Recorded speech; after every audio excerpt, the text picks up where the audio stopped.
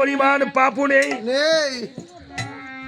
যেই লক্ষণ 14টি বছর ঘুমায় নাই, যেই লক্ষণ 14টি বছর আহার গ্রহণ করে নাই, যেই লক্ষণ 14 বছর নারীর মুখ দেখে নাই। নাও বাবা একটু বিরু করুন। আমি এই লক্ষণকে কেমন করে পতন করব? রাবণ বলছে, ওরে শক্তিশাল, তুমি এখন আমার পূজা খেয়েছো, আমার কাজ করবে না। তুমি বুঝি আমার কাজ করবে না?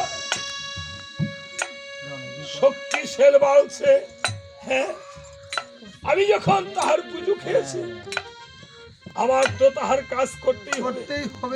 এই সংসারে মা, যাহার নুন খাওয়া হয় তাহার কিছু গুণ গাইতে হয়। হ্যাঁ মহারাজ, আপনার আদেশ আমি পালন করতে পারি, তবে আমি আবার প্রভু রামচন্দ্রের কাছে চলে যাব। আমার প্রভু যদি বলে ফিরে যেতে, আমি ফিরে যাব। ওরে শক্তিশাল, তুই যাহা কিছু করিস তাহলে শুধু আজ আমার কথাটা রাখ। এই বলে রাবণ করেছিল কেমন?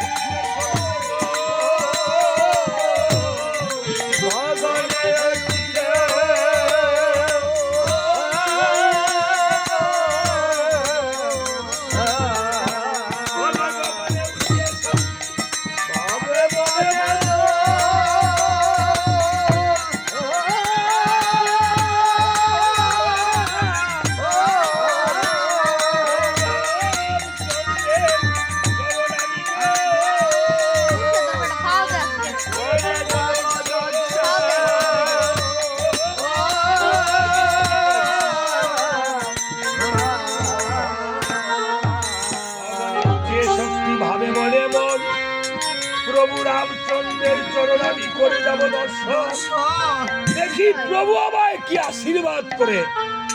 এই বলে প্রভুর চরণে গিয়ে যখন প্রণাম করেছে, প্রভু কুমার হস্ত গায়ে দিয়ে আশীর্বাদ করেছে। শক্তি রে,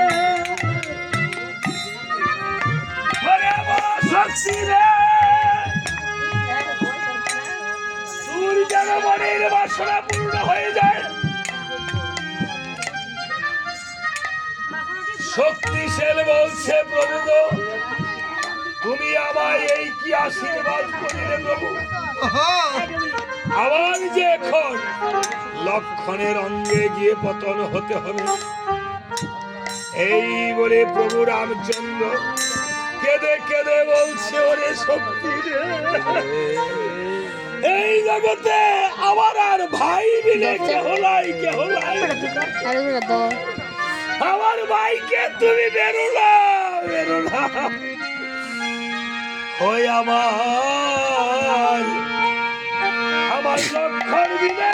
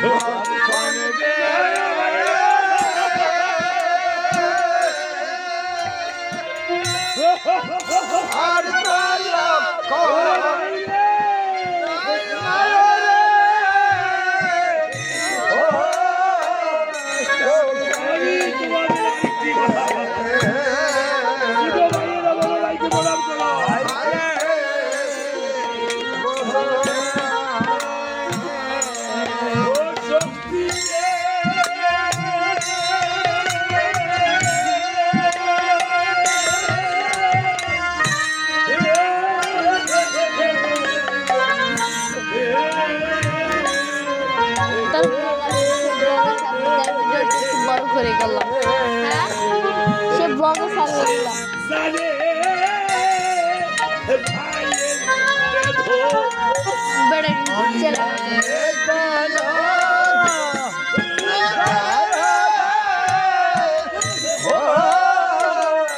ভাই ছাড়া ভাইয়ের বেদন আর কেউ জানে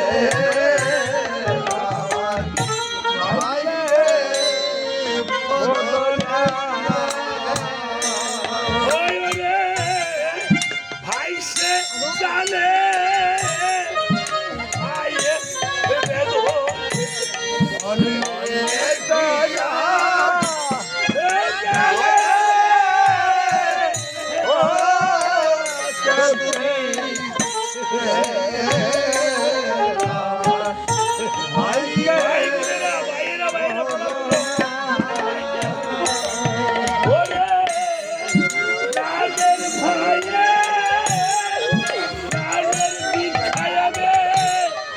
তোমার কাছে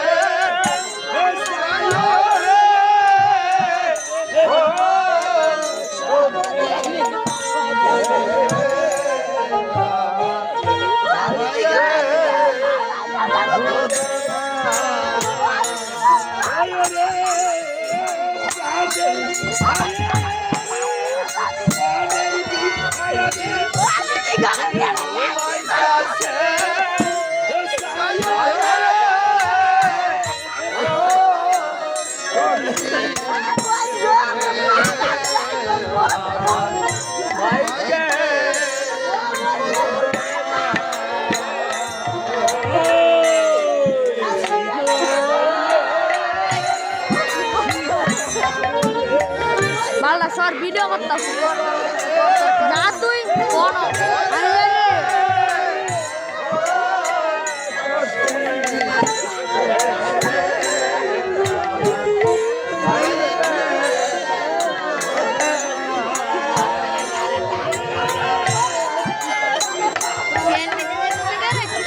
যা তুই হ্যাঁ যা তুই ট্রেন ভিজে যা বল লুটা না লিতে পানি উঠতেছে এই যে দেখতেছে বিদ্যা